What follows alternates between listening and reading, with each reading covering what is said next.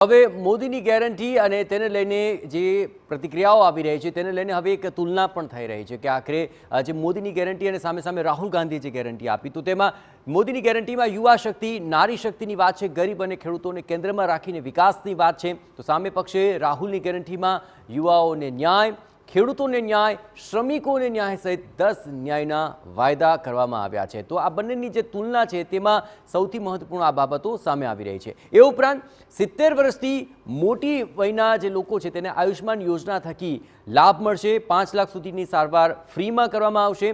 રાહુલની ગેરંટીમાં સમગ્ર દેશ માટે ₹25 લાખ સુધીની મફત સારવારની યોજનાની જાહેરાત કરવામાં આવી છે અને આગામી સમયની અંદર આ સમાન નાગરિક સંહિતા લાગુ થશે તેને લઈને પણ જ્યાં મોદી ગેરંટી આપી રહ્યા છે તો રાહુલની ગેરંટીમાં પર્સનલ લોનની પસંદગીની સ્વતંત્રતા રહેશે તે તેમના સંકલ્પપત્રનો એક ભાગ છે। મોદીએ જ્યાં ભ્રષ્ટાચારો સામે આગામી દિવસોમાં પણ કડક પગલાં હજુ પણ લેવાનું ચાલુ રહેશે તે વાતની ગેરંટી આપી તો રાહુલની ગેરંટીમાં ચૂંટણી બોર્ડના ભ્રષ્ટાચારની તપાસ કરીશું તેને લઈને સ્પષ્ટપણે ઉલ્લેખ કર્યો છે। તો સંકલ્પપત્રમાં આગામી 5 વર્ષ 80 કરોડ ગરીબોને નિઃશુલ્ક રાશન મળી રહેશે તે મોદીની ગેરંટી છે। તો રાહુલની ગેરંટીમાં ગરીબ પરિવારોની મહિલાઓને પ્રતિવર્ષ 1 લાખની સહાય આપવામાં આવશે તેની જાહેરાત કરવામાં આવી છે। આ ઉપરાંત મોદીની ગેરંટીમાં મુદ્રા યોજના હેઠળ જ્યાં લોનની મર્યાદા 10 લાખથી વધારીને 20 લાખ કરવામાં આવી છે એવે તબક્કે રાહુલની ગેરંટીમાં 30 લાખ સરકારી નોકરીનો વાયદો કરવામાં આવ્યો છે, એટલે કે દરેક યુવાનોને રોજગારી મળી રહે તે માટેનો પ્રયત્ન કરાશે। તેલીબિયા અને કઠોળમાં આત્મનિર્ભરતાનો મોદી ગેરંટીની અંદર પ્રયાસની વાત છે, જ્યારે રાહુલે આખરે ઋણ માફી આયોગનું ગઠન અને જીએસટી મુક્ત ખેતીનો વાયદો આપ્યો છે। આ બંને તુલના અતિ મહત્વપૂર્ણ છે। આ ઉપરાંત કિસાન સન્માન નિધિ તેમજ ખેડૂતો માટેની યોજના હજુ આગામી દિવસોમાં યથાવત રહેશે તે મોદીની ગેરંટી છે। તો રાહુલની ગેરંટીમાં ખેડૂતોને ટેકાનો ભાવ મળી રહે તે માટે કાયદો લાવવામાં આવશે તેની આખરે ગેરંટી આપવામાં આવી છે। આ ઉપરાંત મોદીની ગેરંટીની અંદર સોશિયલ, ફિઝિકલ અને ડિજિટલ ઇન્ફ્રાસ્ટ્રક્ચરને મજબૂત બનાવવાનો વાયદો કરાયો છે।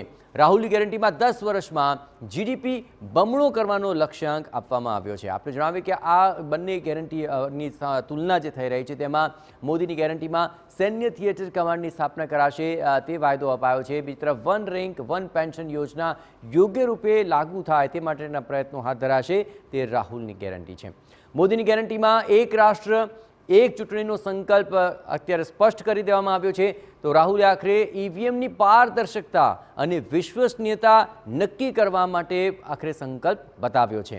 મોદીની ગેરંટીની અંદર જ્યાં જમ્મુ કાશ્મીરમાં જલ્દી જ ચૂંટણી યોજાશે તે વાયદો કરવામાં આવ્યો છે, ત્યાં રાહુલે જમ્મુ કાશ્મીરનો પૂર્ણ રાજ્યનો દરજ્જો પૂર્વવત કરાશે તે સંકલ્પપત્રનો હિસ્સો બનાવ્યો છે।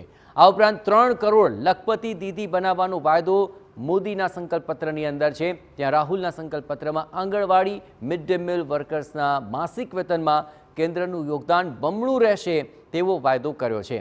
SC/STના વિદ્યાર્થીઓ માટે વિશેષ શિક્ષણની યોજના મોદી ગેરંટીનો ભાગ છે, ત્યાં રાહુલની ગેરંટીની અંદર SC/ST અને OBC વર્ગના ખાલી પદો પર ભરતી કરવાનો વાયદો કરવામાં આવ્યો છે। તો આ મહત્વપૂર્ણ એવી બાબતો છે જે આગામી દિવસોની અંદર સંકલ્પપત્રની અંદર આખરે પ્રચારની અંદર પણ જોવા મળશે અને આ તમામ પ્રચાર પડઘમમાં આ તમામ બાબતો આખરે કઈ રીતે પ્રચાર દરમિયાન સામે આવે છે અને તેને લઈને શું પ્રતિક્રિયાઓ આવે છે તે અત્યંત મહત્વપૂર્ણ બની રહેશે। પણ એક વાત તો નક્કી છે કે આખરે આ સંકલ્પપત્ર જાહેર થયા બાદ આગામી દિવસોમાં ચૂંટણી સભાઓની અંદર આ મુદ્દાઓ ગુંજતા રહેશે। હવે રોકાઈશું એક બ્રેક માટે।